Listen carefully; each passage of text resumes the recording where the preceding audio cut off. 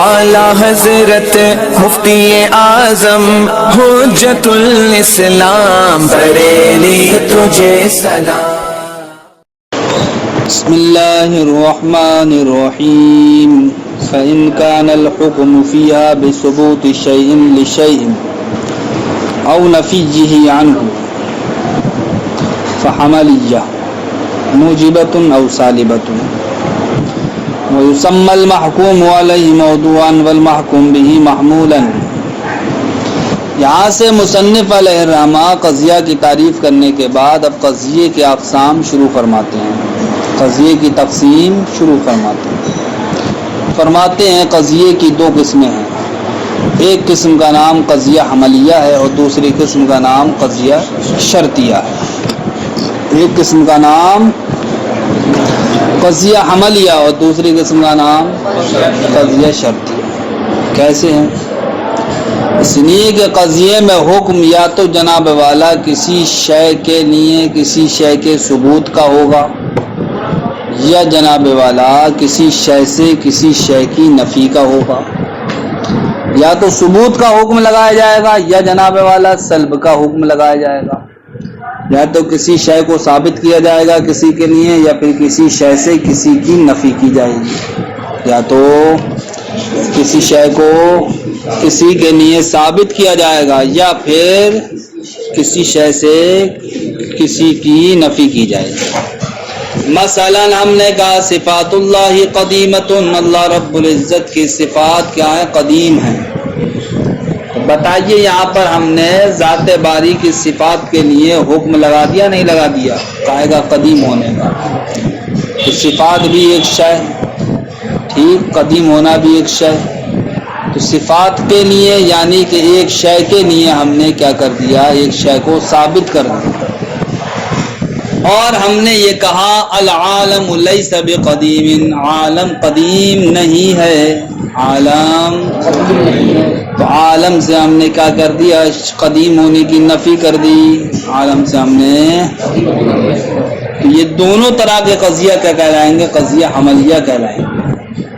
بس فرق یہ ہے پہلا والا قضیہ موجبہ کہلائے گا اور دوسرا والا قضیہ کیا کہلائے گا؟ سالبہ کہلائے گا۔ کیوں؟ اس لیے کہ پہلے والے قضیے میں ایک شے کے لیے کسی شے کو ثابت کیا گیا ہے اور دوسرے والے قضیے میں ایک شے سے دوسری شے کی نفی کی گئی ہے، اور جہاں پر بھی جناب والا کسی شے کے لیے کسی شے کے ثبوت کا حکم ہو یا کسی شے سے کسی شے کی نفی کا حکم ہو تو اس کو کیا کہا جاتا ہے؟ حملیہ کہا جاتا ہے، ٹھیک۔ اگر ثبوت کا حکم ہوگا تو اس کو حملیہ موجبہ کہیں گے، اور اگر سلب کا حکم ہوگا، نفی کا حکم ہوگا تو ہم اس کو کیا کہیں گے؟ قضیہ حملیہ سالبہ کہیں گے۔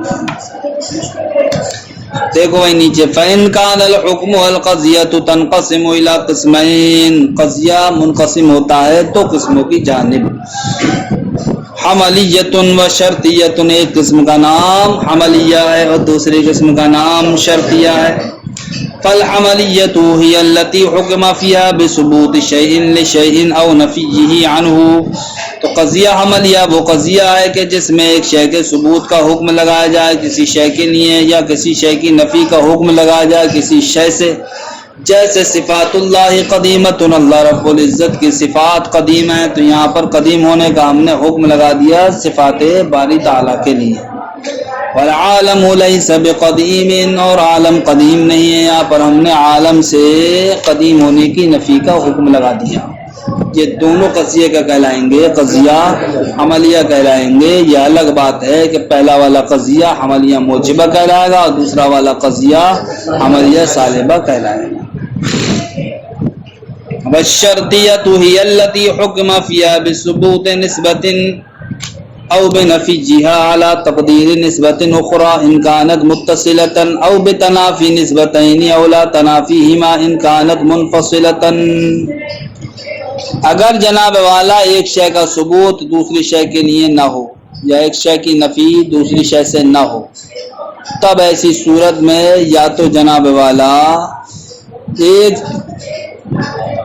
نسبت کے ثبوت کا حکم لگایا جائے گا دوسری نسبت کے ثبوت کی تقدیر پر، نسبت کے ثبوت کا حکم لگایا جائے گا دوسری نسبت کے ثبوت کی تقدیر پر، یا پھر نسبت کی نفی کا حکم لگایا جائے گا دوسری نسبت کی نفی کی تقدیر پر۔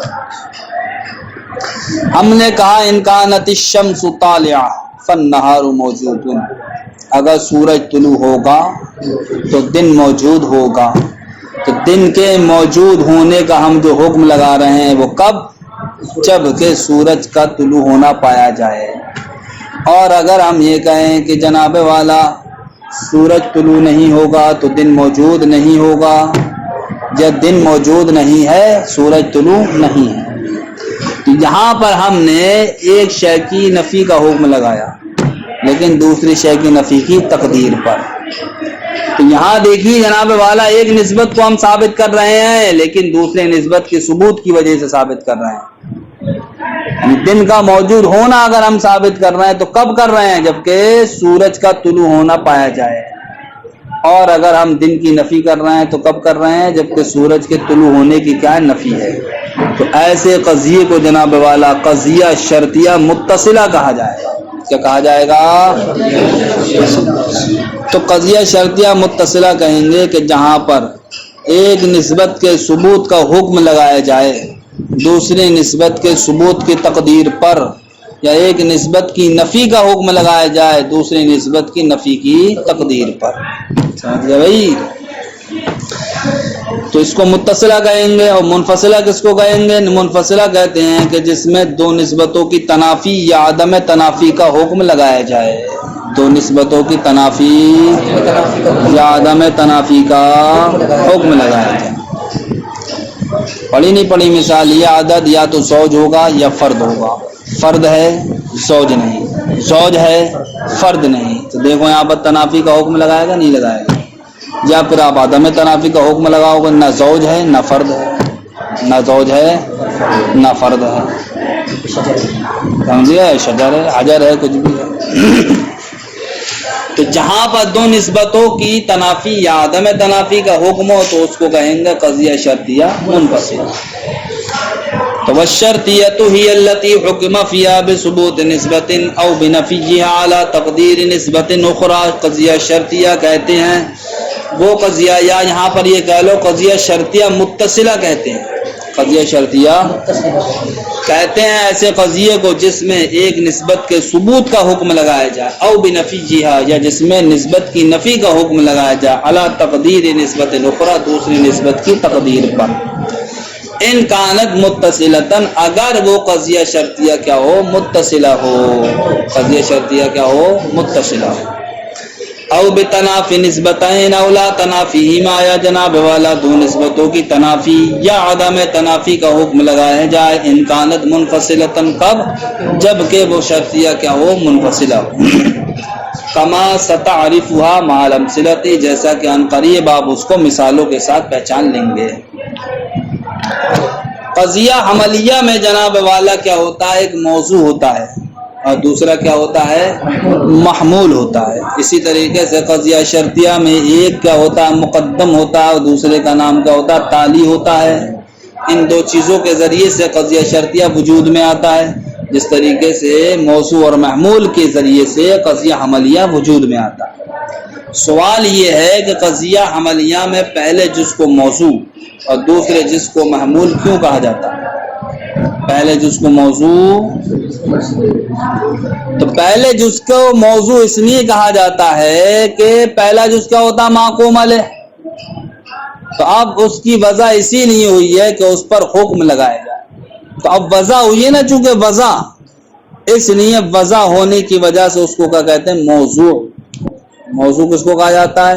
جس کی وضع ہوئی ہو، جس کی، تو معقوم علیہ کی وضع اسی لیے ہوئی ہے کہ اس پر حکم لگایا جائے، اس لیے اس کو کیا کہا جاتا ہے؟ موضوع۔ اور دوسرے والے جو اس کو معمول کیوں کہا جاتا ہے؟ اس لیے کہا جاتا ہے کہ معمول اس کو کہتے ہیں جس کا حمل ہوا ہو، تو چونکہ یہ موضوع پر معمول ہوتا ہے، موضوع پر ہم نے کہا زید کاتب، زید کاتب ہے، تو اس میں زید کیا ہے؟ موضوع ہے، اور کاتب کیا؟ محمول۔ ٹھیک، کیا یہ کہہ لو زید مبتدا ہے اور کاتب کیا ہے؟ خبر، اور ہر خبر کا حمل کیا ہوتا ہے؟ مبتدا پر ہوتا ہے، تو اب یہاں پر کاتب کا حمل زید پر ہوا یا نہیں ہوا؟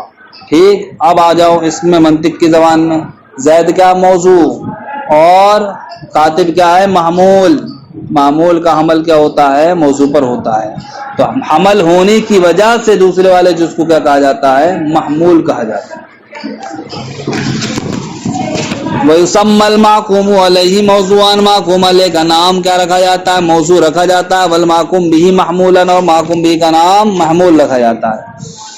دیکھو شرح میں بھائی، موضوعاً لِأَنَّهُ وُضِعَ لِيُحْكَمَ عَلَيْهِ بِشَيْءٍ، پہلے والے جز کو موضوع کا کہتے ہیں، اس لیے کہتے ہیں کہ وہ وضع کیا گیا ہے تاکہ اس پر کسی شے کا حکم لگایا جائے. وَيَنْحَصِرُ فِي الْمُبْتَدَإِ وَالْفَاعِلِ وَنَائِبِهِ، یہ فرماتے ہیں موضوع کون کون سی چیز بن سکتی ہے؟ تو فرماتے ہیں وہ منحصر ہے مبتدا میں، فاعل میں، نائب فاعل میں.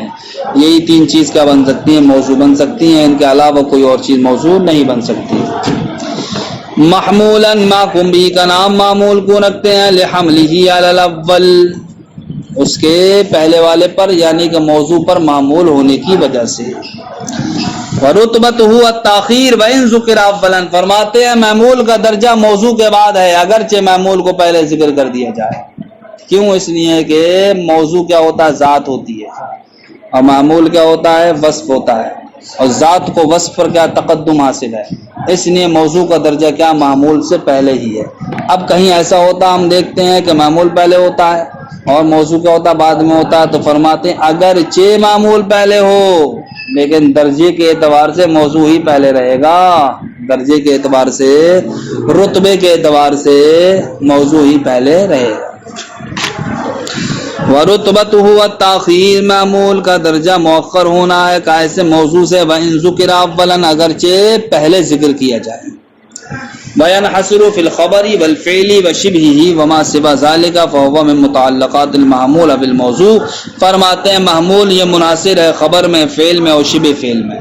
یعنی کہ محمول جو چیزیں بنیں گی یا تو خبر بنے گی یا پھر فعل بنے گا یا پھر شبہ فعل بنے گا. اب فرماتے ہیں ان کے علاوہ بھی تو بہت ساری چیزیں ہیں. ارے مبتدا آپ نے ذکر کر دیا، فاعل ذکر کر دیا، نائب فاعل ذکر کر دیا، ٹھیک، اور ادھر آپ نے کیا خبر کو ذکر کر دیا، فعل کو ذکر کر دیا، شبہ فعل کو ذکر کر دیا. ان کے علاوہ اور بھی تو چیزیں پائی جاتی ہیں، مفاعیل ہیں جیسے کہ حال، تمیز وغیرہ ہیں. جی کس درجے میں؟ تو فرماتے ہیں وہ اس کے علاوہ جتنی بھی چیزیں ہیں یا تو اس کا تعلق موضوع سے ہوگا تو اس کو متعلقات موضوع کہیں گے، یا اس کا تعلق معمول سے ہوگا تو اس کو متعلقات معمول کہیں گے. سمجھ گئے بھائی؟ وما سوا ذالک، اور جو چیزیں ان کے علاوہ ہیں، فہو من متعلقات المحمول بالموضوع، تو وہ یا تو متعلقات معمول سے ہیں یا پھر متعلقات موضوع سے ہیں. والدال علی النسبۃ رابطہ، نسبت حکمیہ پر دلالت کرنے والے کو کیا کہا جاتا ہے؟ جو چیز دلالت کرتی ہے نسبت حکمیہ پر اس کو کیا کہا جاتا ہے؟ رابطہ کہا جاتا ہے. کیا کہا جاتا ہے؟ رابطہ کہا جاتا ہے. کیا کہا جاتا ہے؟ رابطہ کہا جاتا ہے. تو جو چیز نسبت حکمیہ پر دلالت کرتی ہے، نسبت حکمیہ پر دلالت کرتی ہے، اس چیز کو کیا کہا جاتا ہے؟ رابطہ. لیکن یہاں پر رابطہ خود نسبت حکمیہ کو کہا جا رہا ہے. رابطہ کیسے کہتے ہیں میرے پیارے؟ جو موضوع معمول کو جوڑنے کا کام کرے، جو موضوع معمول کو جوڑنے کا کام کرے. اس لیے کہ اگر موضوع کو جوڑنے والی معمول سے کوئی چیز نہیں ہے یا معمول کو موضوع سے جوڑنے والی کوئی چیز نہیں ہے تو نہ موضوع موضوع ہوگا نہ معمول معمول ہوگا. موضوع و معمول یہ اسی وقت ہی تو بنتے ہیں جب کہ قضیہ وجود میں آتا ہے، اور قضیہ وجود میں اسی وقت آئے گا جب کہ جہاں محکوم علیہ ہو، محکوم بھی ہو، وہیں نسبت حکمیہ بھی ہو. سمجھ گئے؟ اور اسی نسبت حکمیہ پر دلالت کرنے والے کو کیا کہا جاتا ہے؟ رابطہ کہا جاتا ہے. کیا کہا جاتا ہے؟ رابطہ. اس لیے کہ زید اگر اس جگہ پڑا ہوا ہے اور کیا ہے کاتب ادھر پڑا ہوا ہے، دونوں میں کوئی جوڑ نہیں ہے، تو آپ یہ نہیں کہہ سکتے کہ زید موضوع ہے اور کاتب کیا معمول ہے. زید کاتب، جب آپ کہیں گے کہ کاتب کی نسبت آپ نے کہ جب کی زید کی جانب، جب اس نسبت کا تحقق ہوگا تب جناب والا زید موضوع بن کے آئے گا سامنے اور کاتب کیا آئے گا؟ معمول بن کے آئے گا. تو ان دونوں کے درمیان کیا ہوتی ہے؟ ایک نسبت ہوتی ہے. ٹھیک، اس نسبت کو کیا کہا جاتا ہے؟ رابطہ کہا جاتا ہے. ٹھیک، اور اسی نسبت کو جناب والا کیا کہا جاتا ہے؟ نسبت حکمیہ بھی کہا جاتا ہے۔ تو جو جناب والا نسبت حکمیہ پر دلالت کرتا ہے، اس نسبت حکمیہ پر دلالت کرنے والی چیز کو رابطہ کہا جاتا ہے۔ اور ابھی آپ نے یہ دیکھا کہ نسبت حکمیہ کو بھی رابطہ کہا جاتا ہے، تو اب دو چیزیں ہو گئی نہیں ہو گئی؟ ارے ایک تو نسبت حکمیہ ہے، ٹھیک، ایک وہ چیز ہے جو نسبت حکمیہ پر دلالت کر رہی ہے، جو نسبت حکمیہ پر، تو رابطہ کون سی چیز ہے؟ جو نسبت حکمیہ پر دلالت کر رہی ہے اسی کا تو نام رابطہ رکھا گیا ہے، لیکن آپ نسبت حکمیہ کو بھی رابطہ کہہ رہے ہیں۔ ارے بات سمجھ میں آ رہی نہیں آ رہی ہے؟ اس پر جو شے دلالت کرنے والی ہے، سمجھ گئے، اس کو کیا کہا جاتا ہے؟ رابطہ۔ تو یہی تو ہے وہ دلالت کرنے والی، اس کو رابطہ کہہ دیا ہم نے، لیکن نسبت حکمیہ کو بھی کیا کہا جا رہا ہے؟ رابطہ کہا جا رہا ہے۔ تو کیوں کہا جا رہا ہے؟ فرماتے ہیں یہ تسمیت الدال باسم المدلول کے قبیل سے ہے۔ تسمیت الدال باسم المدلول کے قبیل سے ہے، یعنی کہ دال کو مدلول کا نام دے دینا، دال کو مدلول کا نام دے دینا، یا یہ کہہ لو جناب والا کہ یہاں پر جو چیز دلالت کرنے والی تھی اس دلالت کرنے والے کا نام کس کو دے دیا؟ مدلول کو دے دیا، یعنی کہ نسبت حکمیہ پر تو دلالت ہوئی تو نسبت حکمیہ ہوا مدلول، لیکن دلالت کرنے والی چیز تھی رابطہ، تو اب رابطہ جو نام تھا وہ دال کا تھا، دلالت کرنے والی شے کا، لیکن یہی رابطہ نام آپ نے کس کو دے دیا؟ مدلول کو دے دیا۔ کس کو دے دیا؟ نسبت حکمیہ کو دے دیا۔ تو یہ ہو گیا تسمیت الدال باسم المدلول کے قبیل سے کہ دال کا نام مدلول کو دینا، دال کا نام مدلول کو دینا، دال کا نام مدلول کو دینا۔ فرماتے ہیں والدال علی النسبت، اور وہ چیز جو نسبت پر دلالت کرتی ہے، ای الرابطۃ، یعنی کہ رابطہ، ہی النسبۃ الحکمیہ، وہ کیا ہے؟ نسبت حکمیہ ہی ہے۔ اور یسمى الدال علیہا ایضا رابطہ، اور جو جناب والا نسبت حکمیہ پر دلالت کرتا ہے اس کو بھی کیا کہا جاتا ہے؟ رابطہ کہا جاتا ہے۔ تب دو چیزیں ہو گئی نہیں ہو گئی جن کو ہم نے رابطہ کہا۔ فرماتے ہیں تسمیت الدال باسم المدلول، یہ نسبت حکمیہ کو جو ہم نے کیا کہہ دیا ہے؟ رابطہ کہہ دیا ہے، یہ تسمیت الدال باسم المدلول کے قبیل سے ہے کہ دال کا ہم نے نام دے دیا کہ اس کو مدلول کو۔ جیسے ہوا فی زید هو القائم میں، جیسا کہ زید هو القائم میں لفظ ہوا یہ کیا ہے؟ رابطہ ہے، رابطہ کیا ہے؟